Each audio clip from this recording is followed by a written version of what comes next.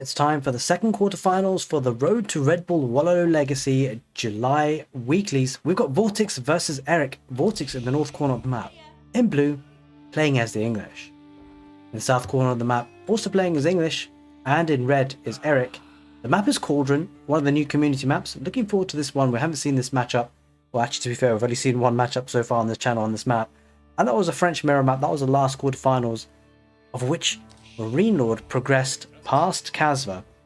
So the winner of this set, this best of three, will be indeed facing up against Marine Lord in the semi-finals. In the center of the map, we've got this lovely pond of shorefish, the fastest source of food on this map. Two sacred sites either side of that pond. Well, actually, wait, where's the other one? There should be two sacred sites. Actually, no. What sacred site actually further on the left here, which is a little bit awkward, but is relatively central in terms of how spread it is between the two players. And then we've got some relics across on the middle of the map, and also the two boars. So it's quite an interesting match so far. We saw a lot of early aggression on the first match. We saw the French mirror. The English mirror might be slightly different. We can often see some aggression with the English, with the longbowman rush. What we've seen recently in the recent meta is that there appears to be three builds you can do effectively, where you have a relatively aggressive, actually pretty aggressive longbowman rush, and then you have a sort of more eco approach with wheelbarrow, as we can see here, mill, farm placements, into a relatively strong feudal aggression with eco behind it, and then there's a straight up fast castle. I'm super interested to see how these professional players play this one out. Looks like both players are going for the eco approach, don't want to give the opponent the upper hand on that front. And we shall see how they transition into that feudal age. Do they go super aggressive? Do they go for a sort of a fast castle approach?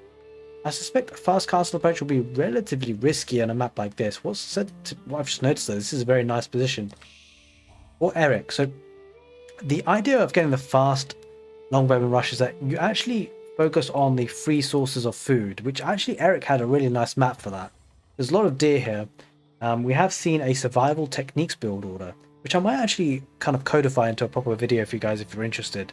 Do let me know in the comment section below if that's something you want to see, but effectively it's getting villagers, 6 villagers on deer, and getting survival techniques pretty much instantaneously or early. It's ideal for maps like Altai, and you can really get that food count buzzing away. And it means you don't need to invest wood into these farms, which obviously are, very strong for the English with their farming bonus. Similar thing could be said for Vortix. He has the deer ripe for the taking if you place the mill out there, but rather both players going for a standard approach of a lot of sheep. Holy moly for Vortix though. This is very nice. 14 sheep there, still transitioning to farms, as you can see. This is not really, the typical thing you do if you want a really fast uptime. But of course, they're playing sort of to the mid-late to kind of playing towards that mid-late feudal age, early castle age, where this eco will really start to kick in. And of course, they've still got these resources they can take. What has to be said though is that Erik is really struggling on the food count, and that's a big problem. These villagers going out looking to go to mine stone. It looks like Erik's going for a second town center. I don't know, I've seen a couple of mirror maps with the English civilization so far, and I feel they often do struggle if they go for a second town center. It can be very tricky because you get the feeling, if you're Vortix, you see that and you think, okay, well, maybe let's go for a fast castle and get our second town center in the form of the King's Palace, and then pile on the pressure in terms of army. We shall see though if Erik can make this work. He is getting harassed here by the scouts. Vortix just being annoying there with the villagers, and this is actually quite important because he's creating a lot of idle time here, guys. The scouts heal up, so Vortix loses basically nothing out of this, but causes a lot of idle time. And I think if you're Erik, you might actually want to take a scout, push these away and shoot them. But look at the number of sheep. Honestly, that's going to play a big role there. 13 sheep. I know that it's transitioning to farms, but every bit helps here. Especially on mirror matches, these sort of small details can make a huge difference. What's interesting as well is keeping 3 villagers on gold there. Good Vortix will be able to afford upgrades when it gets to the next stage. But I wouldn't be surprised if we see those villagers being pulled towards gold for a fast castle. Or if we see a direct response with a second town center for Vortix himself. But the type of player that I've seen Vortix be, I would be quite surprised if he doesn't go for a relatively heavy aggression here. And scouts being annoying here, causing some idle time, manages to save that scout, Vortix. We'll need to be careful to keep his second one as well. As you can see, microing these weak villagers back. Every little bit helps in the idle time there. There is the age up there for Vortix. And as we said, yeah, the 2 villagers do go from the council hall towards gold. 5 on gold. That smells of a fast castle. That's for sure. Gonna get a couple of longbows as well, just to pressure the issue. But I don't suspect he's gonna kind of commit to that hugely heavily. We shall see.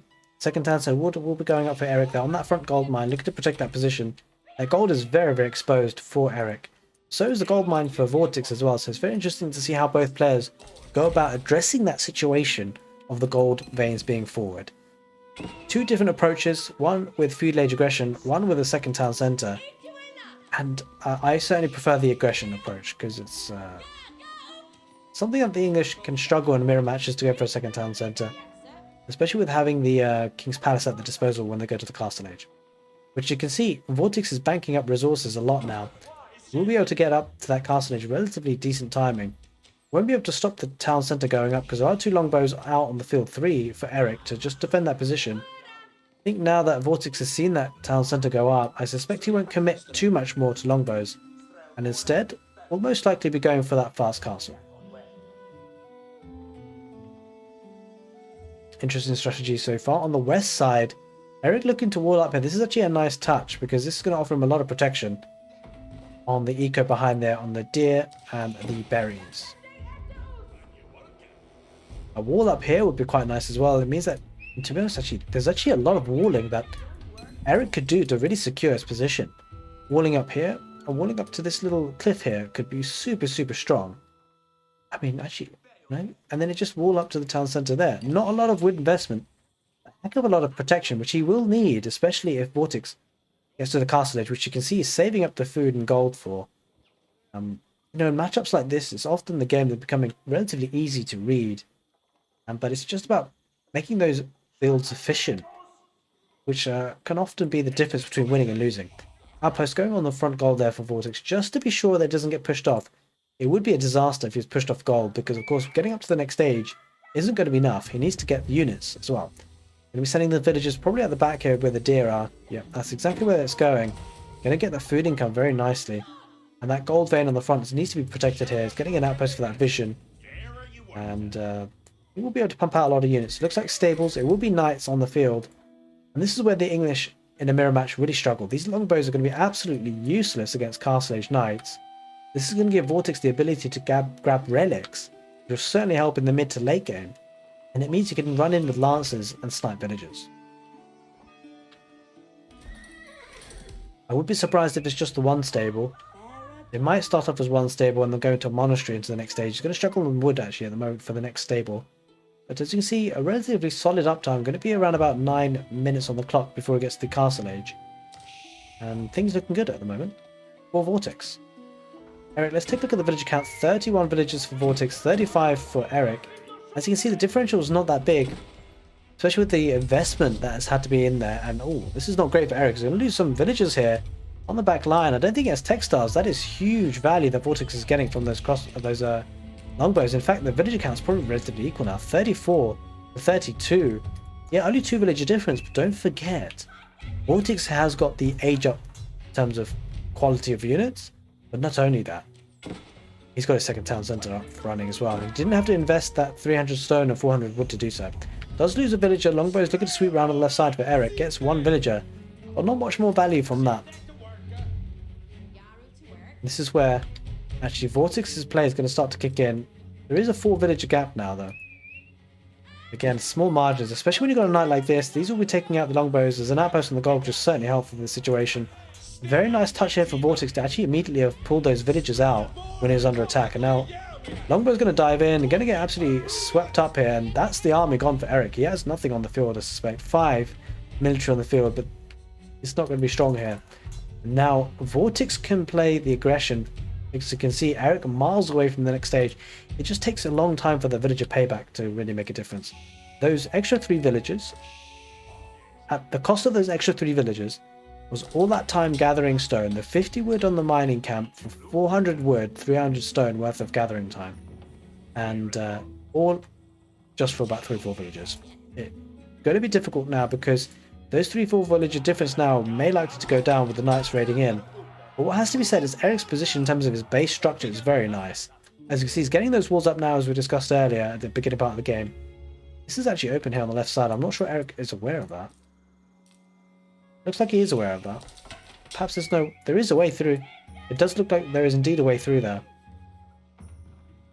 In any case, doesn't look like Vortix is getting too... And there we are. There's the wall that we talked about earlier. Not towards the town centre, but rather to the wood line. Because if he walls there to that cliff, he'll be completely walled up. Apart from this position on the left, he needs to be careful. Oh, the walls don't actually get up. The walls get denied by the knights. This is where the mobility really plays a part. Sure, there are spearmen there, but the knights have the mobility. He's going to back off there and head back home. And I look back at his base, Vortix's base, and I expect to see a monastery, and that's exactly what we see. Because behind this, the relics will come in, and that eco balance is going to be really nice here for Vortix. Erik will be looking to get to the castle age though himself, maybe looking to go for a King's Palace himself for that third town centre. We shall see if it defends with a tower. I even forgot what the other landmark is. But it's the tower landmark, which effectively is like a keep. Knight going around there for Vortix. They can just idle the economy as much as he can. There is the age up for Erik, going up with the King's Palace on the double stone there. This is a nice touch, actually going... Ooh, nice charge attack there for the knights for Vortix. Going to dive in. The reason why it's such a nice position, because if he can mine a lot of stone, he can get some keeps, and that'll buy him some time. Defend his position. Knights are diving in, getting value here, idling the economy, keeping the units running around. This is where we say, you know, whilst the villager lead might be in the favour of Erik, there's a lot of idle time being caused by this. He needs to be careful not to lose the units though, he needs to micro roll with the mobility. And we hear the depositing of a relic already. One in the bank here for Vortix, going to be going up to find a second. Right, just continuously cycling around, probably going to charge attack against the longbows. Take that one out and continue on their merry way. And he spots the entrance there. I think that might be closed. Oh no, he decides not to go that way. Worried about the trap, and good micro units, good microing of the units there for Erik, trying to get us around, but obviously the mobility paying off there for the knights. Maybe look to get another villager with a sniper charge attack. 2 villagers, in fact. I just manages to get the one. She survives with a little bit of HP left. Knights looking healthy, continuously running around. This is just 3 knights, guys, that are causing all of this damage. Village count at the moment, 53 for Vortix, 49 for Erik. So if anything, Vortix is ahead. And don't forget he's got a relic as well. There's that castle age for Erik.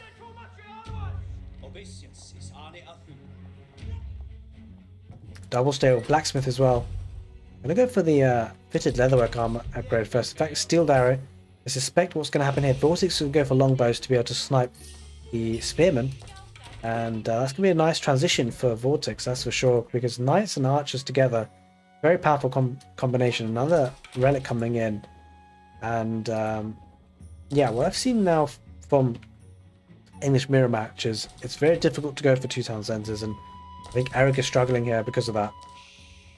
Plenty of time in this game though for that to change, that's for sure. Spearman again looking to try and defend the position, but idle economy, 9 villagers idled there.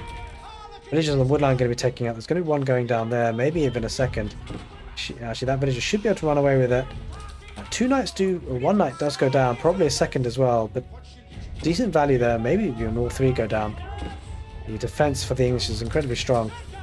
Yeah, I think we will lose 1 there at least, you'd think. Yeah, 2 go down.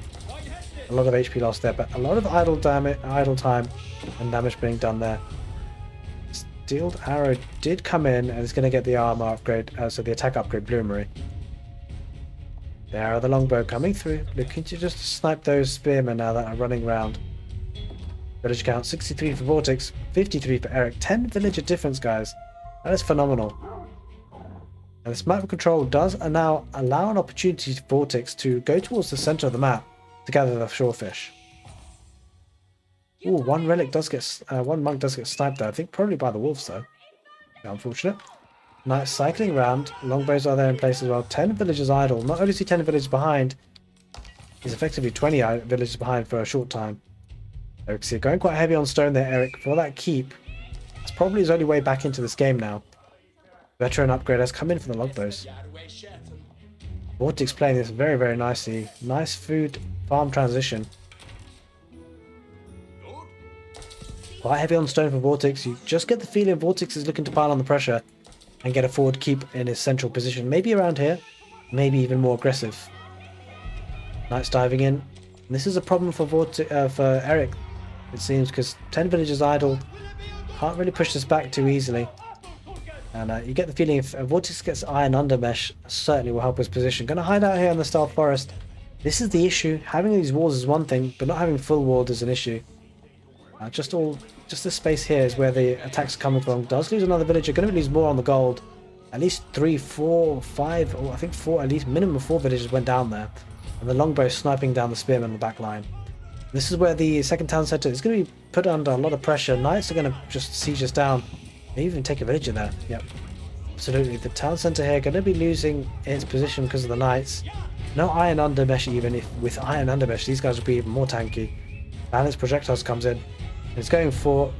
Still going fit to letterwork, actually. Okay, that was just the Q. We'll be taking that now. And yeah, villagers coming up from that town centre. Town centre is completely idle. Spearmen going to push forward. Erik looking to defend his position. Doesn't want to lose that town centre, but you get the feeling now a forward keep for Vortix would certainly help. Erik has the ability to put down a keep of his own. Longbow is going to take out the spearmen behind. Only 3 knights down the field for Erik. This is looking bad. Longbow is getting huge value for Vortix. You get the feeling this is a big fight in the game. This could be what dictates the outcome of this fight, especially if the knights go down for Erik. Reinforcements are coming in, but you just get the feeling there's not enough there. Longbow is taking out the spearmen. The spearmen going down means the knights can reign supreme. We hear relics being picked up as well. There are indeed 3 relics in there for Vortix, and there is the GG. Erik knows he's far behind, lost too many villagers, idle time caused there, and Vortix, with the aggression in this early mirror match on Cauldron, takes the W, takes the win, gets the win under his belt and in his pole position. Game number 2 coming right up.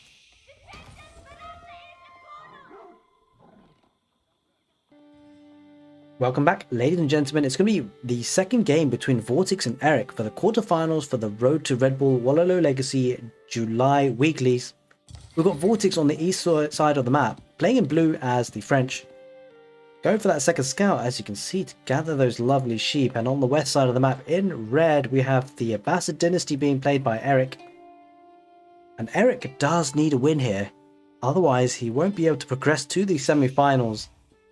The winner of this set will be playing against Marine Lord, looking to book their place, or at least make some way towards booking their place to the main event for the Redbull Wololo Legacy in Castle Heidelberg, Germany. Erik, in true Abbasid style, going for the berries. Of course, as you know, with the Abbasid dynasty and the Delhi Sultanate, they get a berry bonus of faster berry pickers, but also the extra boost to the actual food contained in the berry patches themselves. On the east side of the map, playing as a French is Vortix. We've seen Vortix play French many a time, and it's probably one of his favourite civilizations. It's generally a very strong civilization overall, but the hands of Vortix in particular can be very, very strong. Vortix, we see him do quite a lot of damage in terms of going for a second town centre economy-wise, booming up to that castle age, and then that's where he really starts to flow nicely with the French, getting the Royal Institute. We've done this before with Vortix. We'll see if he does the same sort of thing. It might be a different proposition going against the Abbasid dynasty though, because you don't really want to let the Abbasid dynasty boom away with the economy, because they can make things get out of hand. Don't forget though, the French do have their town centre working faster than all other civilizations, making those villager counts start to rise quite quickly. But the Abbasid dynasty can go up with fresh foodstuffs and the economic wing to get villagers at half the price. We see that House of Wisdom go down now, the landmark, which enables access to the age ups for the Abbasid dynasty. Let's take a look at the sheep count, because that's actually something relatively important for the French. Quite a lot here on this scout, 5 of them. Where is that second scout here? Just the 1 though, so Vortix not getting the sheep numbers he would want. Let's take a look at Erik's position. Erik has gone for a double scout as well, just to counter the French double scout. Has relatively similar numbers there of sheep, so even Stevens more or less, but it's really the French that need that food income. It does have quite a few sheep back at home as well actually, so it does look like Vortix has had the rub of the green when it comes to villagers getting sheep overall. There's a school of cavalry, decides to place it a bit differently, a bit further forward, probably so he can get at least a 1 patch of farms around that 10 centre if he needs to transition to farms later. Using 3 villagers to get that school of cavalry. Aging up with the economic wing is Erik as the Abbasid dynasty. No real surprises there. Going to build that lumber camp now. The nice thing for the Abbasid dynasty here is that the berries are around the back of the base, more or less, relatively well protected. The wall here would be pretty extensive as a wall, but would offer a lot of protection. Especially coming up as the French against the French. It can be tricky with those knights coming in really early. All villagers on gold suggest that there will be an early wheelbarrow coming in for the Abbasid dynasty, and there is that early wheelbarrow as we expected. Pretty standard here. We shall see whether Vortix opts for the second town centre relatively quickly, or whether he goes for the early aggression with the feudal age push, and then transitions to a second town centre. I am certainly expecting to see that second town centre, at least for the Abbasid dynasty, which is often a common play, but there's no stone miners just yet for Erik. Looks like he wants to secure his position in the feudal age first, probably wants to spend the wood on a barracks or some spearmen. We'll need to be careful not to lose a villager here, because there are 2 scouts just harassing there for Vortix on that gold line. But Erik doing the same, is dishing out the damage on the villagers there on gold. 3 villagers on gold for Vortix, which is an interesting amount. He will be able to forward a knight or 2, but we'll probably look to get some more villagers in gold. Maybe the ones building the School of Cavalry go up to gold if he's looking to pump out those knights. New age begins for both players. You can see there is the knight queued up for Vortix. Fresh foodstuffs is on the way.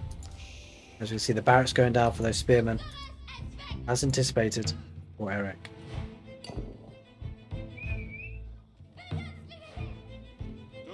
There is a weak village on that gold line actually.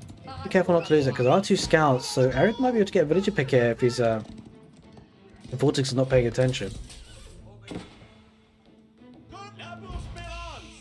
It looks like he's misclicked. I think he's clicking the wrong villager there. Not getting 2 scouts on that one villager, so the villager probably will stay alive. Heads back to the town centre now, and that knight does now come out. Need to keep an eye on that knight. Heading forward, past the relic in the centre of the map. Looks like it's heading towards the back here near the berries. That's where the scout is. That's where Vortix is keeping an eye out on. And this is quite important, because not only would it affect villagers on the berries, it would deny the gold stone miners if there were any. It looks like stable going down for the Abbasid dynasty. Get some horsemen on the field to try and defend this position. No spearmen out just yet. That's a bit of an issue. Needs to pump one out as soon as possible. There is one there actually. He'll look to head towards the berries. Now the knight cycles around on the right side now, with the second scout coming in for the vision. Maybe looking to dive a village on the wood line. Does exactly that. Going to get a charge attack. But we'll probably be heading off, because there are 2 spearmen now. This is going to be good for... Oh, does lose a villager though. The knight will back off and survive. The Vortix on the back of this might decide to get chivalry to heal that up. Not effective, cost effective just to get chivalry for 1 knight, but I suspect we will be seeing more. Although nope, we don't. We're not going to be seeing more. I suspect we're not just yet, because Vortix is going quite heavy on stone for that second town centre, as we discussed. He commonly does 8 villages on stone. And this is quite nice for the French. This is why sometimes it's quite hard to face up against them, because they have this strong early feudal age. Getting a lot of map control enables them to develop a really safe eco, and their eco is incredibly strong as it is. Town centre working faster, these drop-off sites being cheaper, a lot of passive bonuses. I'm going to send out villagers here on the right side for that second town centre near the deer, but Erik will spot that out, but I'm not too sure I'll be able to... Yeah, he is going to delay a little bit with the horsemen there as well, so Vortix having to head back. It won't be too easy for him to get that second town centre up, but now there are 2 knights there, so comfortably these villagers will be building. We do see the stone village going for Erik as well for that second town centre. But again, it's going to be an interesting tale of the story, because the Abbasid dynasty will have 2 town centres, which will be having 2 villages for the price of 1. Vortix will be having 2 town centres, which will be overall producing more villagers quicker, but also having that cost associated with it.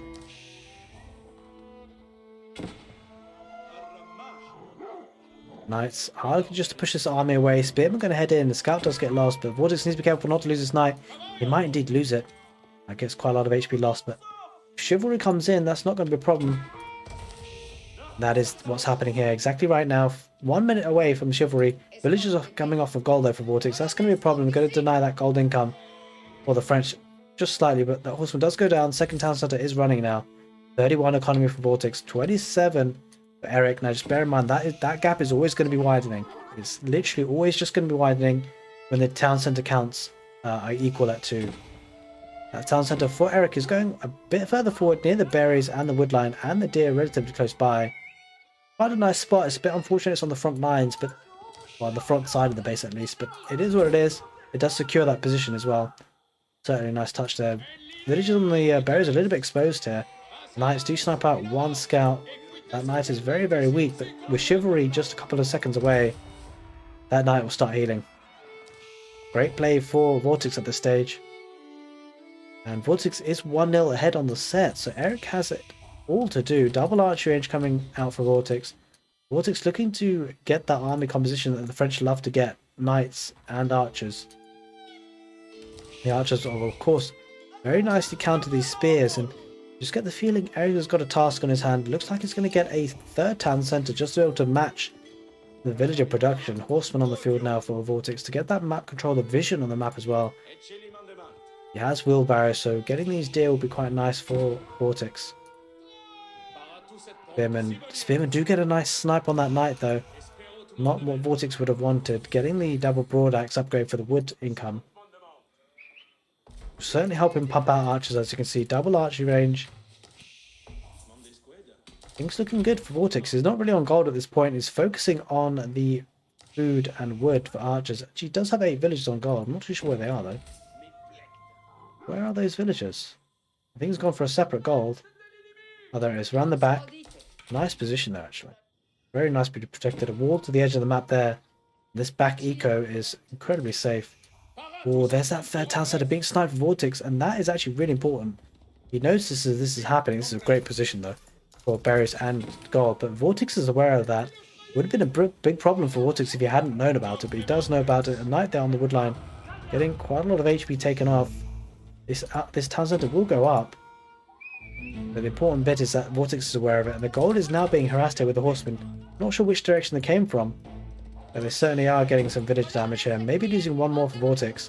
That villager does go down, but the eco is still very strong for Vortix. 45 versus 36. Vortix won't mind losing that villager too much. What he will mind about is the idle time caused. The army is going to start pumping out now. Arch range, double arch range for Erik to match things a little bit. And that triple town centre, this one's not quite up and running just yet. We'll be there soon. Needs to catch up on the villager count. Horseman there sniping the scout for Vortix. Right, 11 minutes into the game. Things are heating up. Ecos are buzzing for both players. Nice walls here for Erik to protect that eco. Means it is very important actually to get these walls up, because the French have mobility on their side more often than not. The walls are going on this eastern side, as we discussed at the beginning of the game. Natural positions to wall. Protect that main pocket eco. I mean, there is a main eco on the front line as well. There's a town centre there, but that's where the production buildings and army and the fight's going to be taking place, I suspect. Another stable going down from Vortix, looking to double down on the army production. I get the feeling that Vortix is looking to get up to the nice mass of army. Looking to put some feudal age pressure, and then kind of work his way up to the castle age. Horseman cycling around the right side. A wall to this edge of the map here would actually offer a lot of protection, but these villagers need to be careful as well. The horseman decides to dive that wood line. And that might be the case. 2 knights here for Vortix, just keeping aware, going to snipe down with a charge attack. Great charge attack there. Takes a lot of HP on that horseman. 49 villagers for Erik, 56 for Vortix. Vortix getting the upgrades as well. Fitted leatherwork, making use of the blacksmith. Going to take out these 3 horsemen. Especially with the archers in behind. Nice damage being done. Yeah, horseman does go down.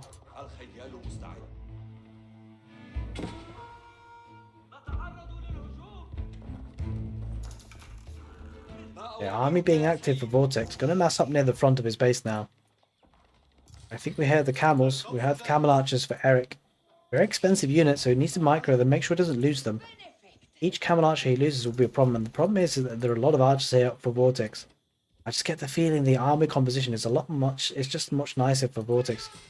You see more barracks going down for spearmen, but those will be picked apart by the archers. I think if you're Vortix now, actually doubling down on the archer production is really going to be strong here.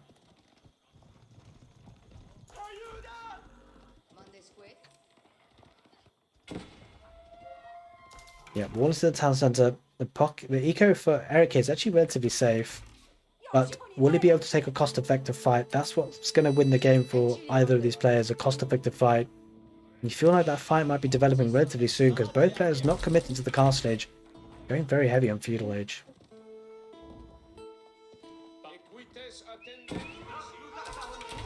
There's the pressure. Scout just keeping an eye on what army is there for Erik. So this is actually good information for Vortix. I think seeing that army there, he'd be quite happy with the army composition he's got, especially the numbers of archers. 22 of them on the field. If he can get Steeled Arrow, that'll certainly help. He's got Steeled Arrow actually, Vortix, incredibly useful. Getting Siege Engineering as well, looking to get a strong ram push, going for barracks himself to counter the horsemen. And once the upgrades do come in, he's also getting... actually, I think Vortix is done for the upgrades just for now. Looking to save up that wood to get some rams. As you can see, I think he sent a couple more villages on wood, 20 of them a total. Actually, a lot more now, 38. Yeah, transitioning heavy to wood. He wants those rams. Once those rams start coming out, it's going to be good for Vortix.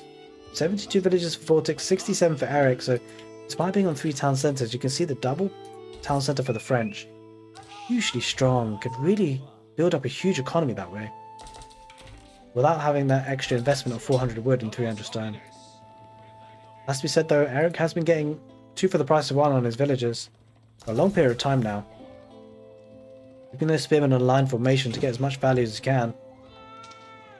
Looks like that engagement is going to be coming in relatively soon. Villagers on the front line. These villagers need to be pulled out, otherwise we'll be taking some losses. Spearmen on line defense. Looking to push back the knights. Knights do retreat, but there are archers in the back line there. For Vortix, looking to dish out the damage on the spearmen. There we are, we see it there, being microed. Spearmen brace do get some hits on the knights. Camel Archer Spearmen, I'm not sure that's going to be enough here because the archers will be able to counter both the spearmen and the camel archers. There are a decent number of horsemen on the field, most spearmen out for Vortix, or just the one.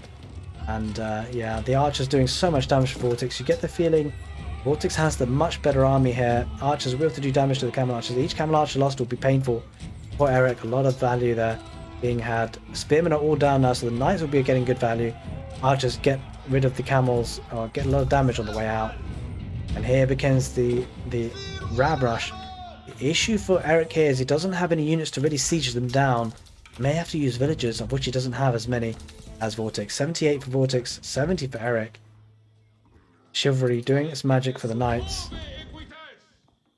We see spearmen coming out for Vortix. First ram has been built, second one on the way. Ooh, where did these knights come from? The knights went through, I'm not entirely sure how. Holy smokes, how did they make it through? They must have just run straight through. And they're getting great value here.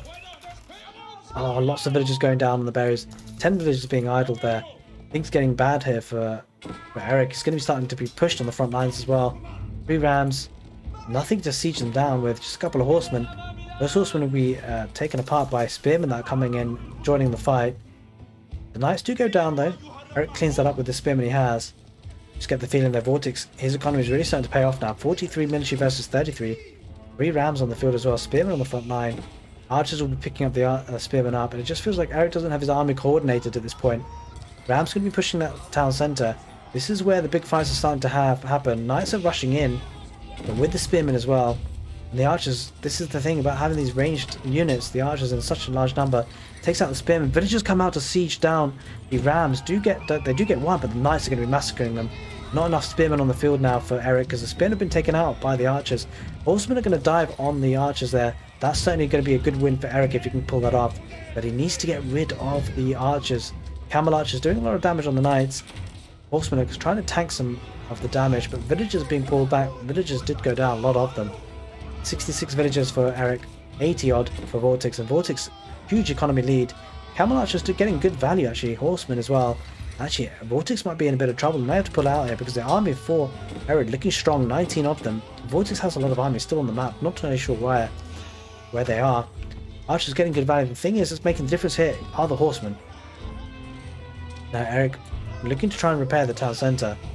This is where an issue is because there's not enough, which is a decent number of horsemen here still for Erik, but the problem is his camel archers are being sniped by the archers, so actually Vortix is getting a huge amount of damage here because this knight is tanking so much damage, letting the archers get the DPS. Going to be sniping villagers, and this is definitely an effective trade.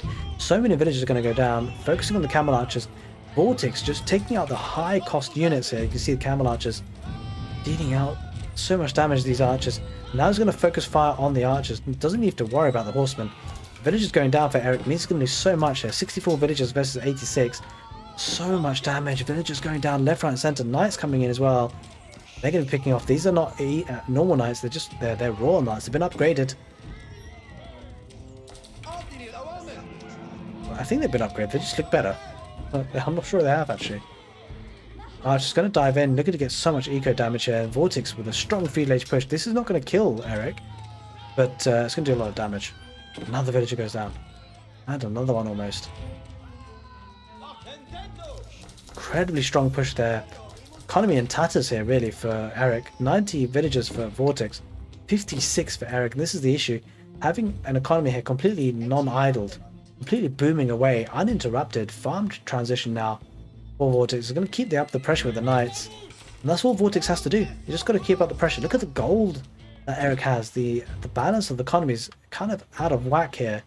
It's all because of that pressure that he's had to deal with to soak up. Vortix though, his eco is looking incredibly well balanced, spending a lot of his resources. 20 minutes into the second game on Dry Arabia, the French are looking strong. Things are going to quiet down a little bit. Both players are going to recover. Get the feeling Erik needs to get one of those markets to rebalance his economy. Chivalry going to be hitting up those knights. Vortix massing up again. Look at the economy. Look at the farming transition here. The military count is really going to start to get out of hand for Vortix. 24 and counting. 18, 19 for Erik. Erik is transitioning to archers himself, but the problem that he's going to face are these knights. More rams are coming out on the field for Vortix. And what I worry for Erik here is that it looks like he's saving up food, perhaps. Maybe thinking about getting to the castle age. That would be a problem. It doesn't actually. He's looking for horsemen now, so just has a lot of food and gold on bank. Another push coming in with another ram for Vortix. Going to snipe villagers as he can. The problem is that the food eco for Erik is very heavy on the front there. 11 villagers. And if they're not going to be taken apart, they're going to be idled. As you can see, idle time now. Archers taking down the spearmen. And I think if you're Vortix here, just taking out the spearmen would be so much value, because then it means the knights can do whatever they want. Knights going to get on those villagers. Villagers are going to go down. They take out the ram, but at what cost? Knights will be going down to the spearmen, but there's still quite a few knights in the background. Archers going forward for Erik, looking to snipe down the archers for Vortix. That will certainly help his position, but most of the spearmen have gone down for Erik. Villagers not being pulled back effectively. Still going for food, there's still a knight there.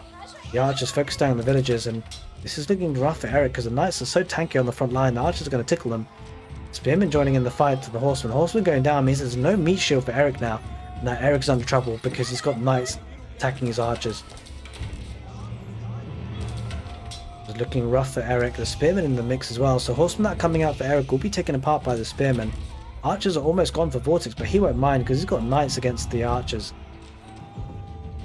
And this is looking rough for Erik. Erik's struggling here. Only 11 military on the field versus the 18. This is an issue. The knights are running riot here. Spearmen aren't enough in numbers. Erik is struggling here. Might be losing the second game of the set, and that would lose in the set, allowing Vortix to go to the semi-finals to face up against Marine Lord. But there's still a bit of time in this game. 10 villagers idled there. This is looking rough for Erik. 77 villagers, 30 of whom are idled. 106 villagers for Vortix, and absolutely 0 of them are idled. Knights here running in, and you don't feel like Vortix will get huge amounts of value in terms of kills at this point. But the issue is keeping so many villagers idled. There's that castle age for Vortix. Erik is going to certainly have a high mountain to climb here, because Vortix will be upgrading his army. Veteran knights, veteran archers, veteran everything, veteran spearmen as well.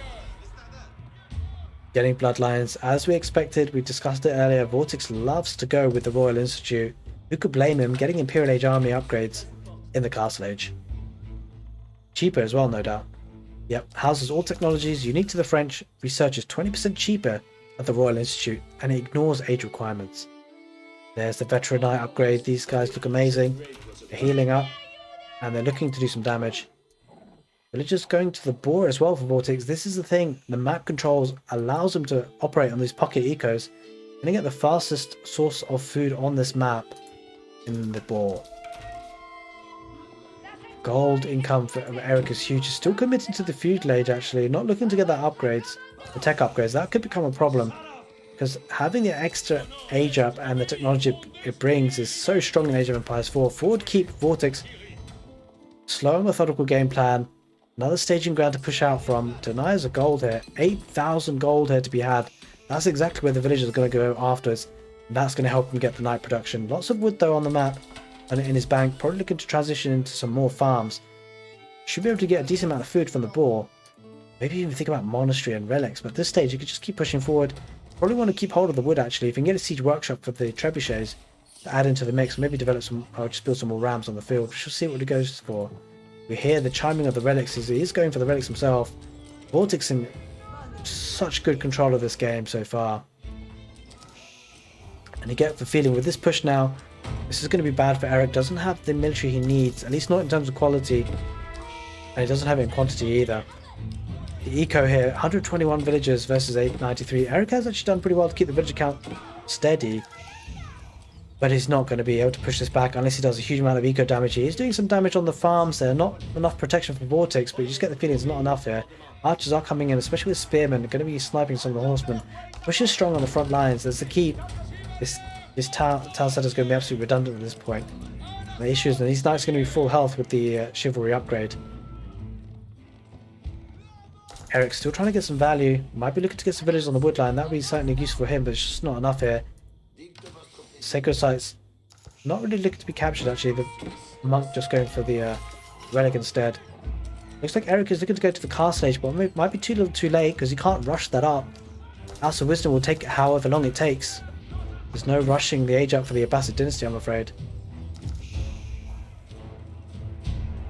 Now the knights are going to take this town centre. It means that the two town centres will outproduce the two town centres that will remain the Abbasid dynasty. Spearmen there, but a lot of archers there will be sniping those. Things looking rough for Erik. Erik has clicked up to the castle age. Question is whether he can hold on or not. Doesn't have stone for a keep. So his position's looking really rough here. He's going to get walls here on the left side. He has overchopped. But here comes the push from Vortix. Using the keep as a staging ground, getting the production builders around the keep. Archer range will produce cheaper archers that way. Trebuchets on the field as well. Lots of spearmen on the field, but if Vortix can try and snipe the spearman, might lose the trebuchet, does lose it quite quickly. But if the spearmen go down for Erik, then these knights will rush in, and to be honest with you, I think the knights will engage. They do have the royal bloodlines. These are veteran royal knights. As you can see, I have a -3 because of the spearmen. There is also a camel archer on those lines, and the spearmen are going to go down. Erik under so much pressure here. Vortix taking the fight with the knights. He doesn't mind that the spearmen. He's going to go straight in, and he wins the fight, and he wins the set. Vortix books his place into the semi-finals, in which he'll face up against Marine Lord for a golden opportunity to get to the final, progress in this tournament. Guys, I hope you enjoyed this casted game, and if you did, do give the video a thumbs up. Hopefully I shall see you on some more casted games. I'm really enjoying doing this for you guys, and I hope you guys are enjoying the content. Take care, and see you next time.